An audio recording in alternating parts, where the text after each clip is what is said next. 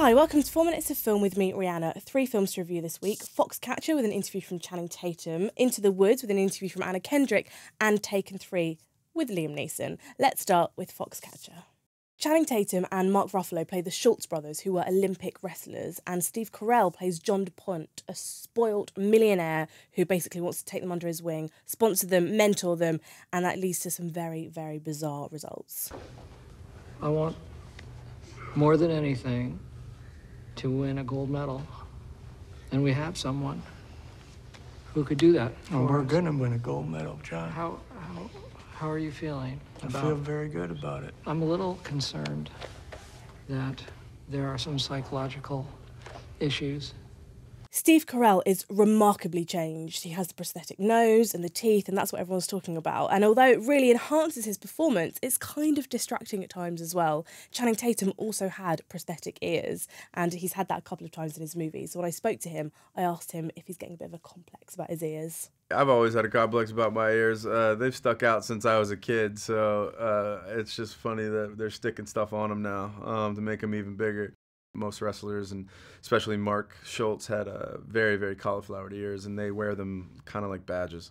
People are already talking Oscars for this, for Steve Carell and for Mark Ruffalo. But I think it's an odd story, especially for British audiences who won't really know about the history or particularly care, which is why it's so important that the action and the plot really grips you, and it just doesn't. Any moment of tension is just stretched out, so it's ruined. So 2 stars for Foxcatcher. And next up, it's Into the Woods.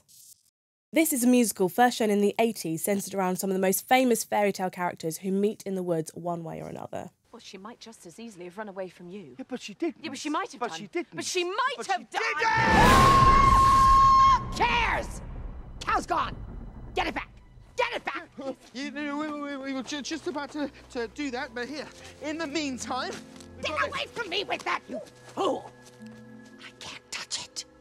Remember. There are some standout performances. Emily Blunt is amazing as the baker's wife, who will do anything to have a child, and she can sing really well. Chris Pine is fantastic as the egotistical Prince Charming. And when I spoke to Anna Kendrick, who plays the indecisive Cinderella, I asked her if she knew about Chris Pine's high heel fetish. Wait, is that true? Yeah, I asked him about it. He's a leg man. I've heard him say he's a leg man. Yeah, he does love so high heels. I So that guess would make it sense. follows that the high heel.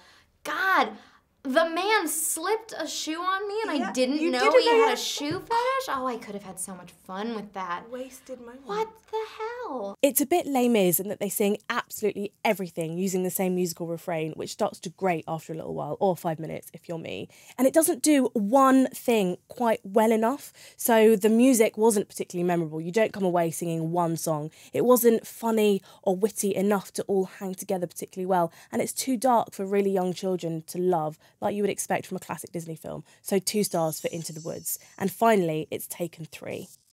Something awful happens to Brian Mills's ex-wife, and he has to go on the run after being framed for it, but he also has to hunt down the real culprits. I'm going down the rabbit hole. The code's still the same. Yeah, it's still the same. I'll be in touch. Be careful.